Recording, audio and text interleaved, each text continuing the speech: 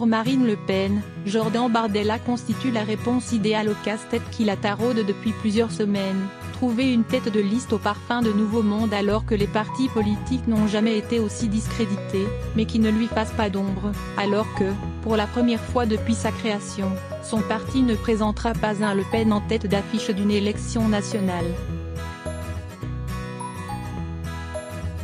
À 23 ans, celui qui deviendrait le plus jeune député européen de l'histoire du Parlement tient la corde. Ça permet à Marine de ringardiser Marion Maréchal, ironise un lieutenant frontiste. Tout en s'inscrivant dans la même tradition frontiste de précocité, après son grand-père, Marion Maréchal a été la plus jeune députée de l'histoire, et David Rackline le plus jeune sénateur. C'est un mini Besancenot, résume un conseiller de Marine Le Pen, en référence à sa précocité.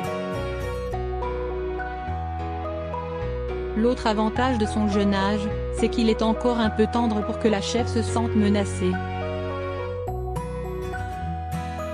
Pour la présidente du FN, celui qui a pris la tête de Génération Nation, l'ancien FNJ, note de la rédaction, a d'autres qualités que la jeunesse.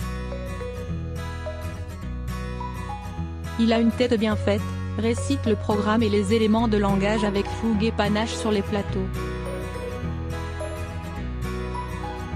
C'est un garçon solide qui a fait ses preuves au Rassemblement national.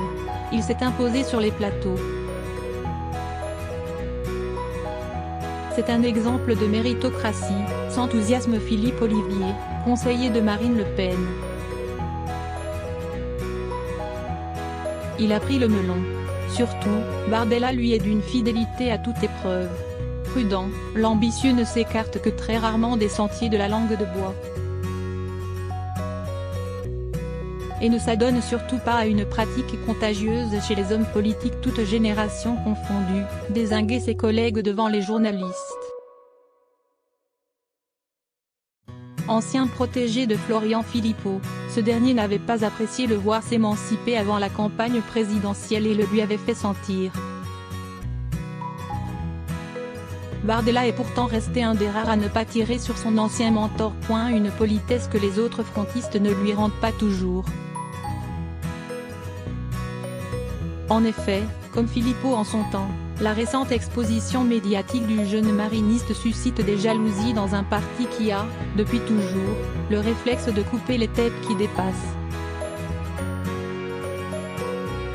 Les gradés frontistes moquent sa surexposition sur BFM Télévision, expliquent qu'il a pris le melon, ou qu'il manque de densité pour mener une campagne européenne. Notre point faible, c'est la crédibilité. On doit profiter des européennes pour asseoir une crédibilité, déplore un élu frontiste. J'aurais préféré Louis Alliot. C'est un historique et il rassemble tout le monde. Jordan provoque des remous en interne, se plaint un membre important de la campagne présidentielle. Compagnon de Le Pen, Alliot avait été poussé par certains historiques qui ne supportaient pas qu'un élément extérieur à la famille Le Pen prenne la lumière lorsque l'intellectuel Hervé Juvin ou encore le sarkozyste Thierry Mariani tenaient la corde pour le poste. Mais la position de candidat potentiel était compliquée à tenir plus longtemps pour celui qui vise la mairie de Perpignan.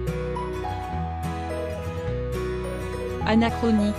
D'autres encore au FN trouvent sa nomination anachronique après le mouvement des Gilets jaunes. Contrairement à Besancenot, qui a fait de son métier de facteur un argument politique, l'étudiant en géographie, fils d'immigrés italiens, propulsé porte-parole du RN après la présidentielle, porte une image d'apparatchik. Celui qui a pris sa carte du FN à l'âge de 16 ans a été tête de liste de Seine-Saint-Denis au régional de 2015, et élu à 20 ans, avant d'échouer aux dernières départementales et législatives. Ce lecteur de Buisson et de Zemmour, qui a monté le collectif Banlieue Patriote, a fait de la question de l'identité et de l'immigration ses thèmes de prédilection. Il s'est d'ailleurs fait rabrouer en direct sur un plateau de télévision par deux gilets jaunes originaires d'Orléans qui l'accusaient de vouloir récupérer le mouvement alors qu'il expliquait qu'il s'agissait d'une question très présente sur les ronds-points.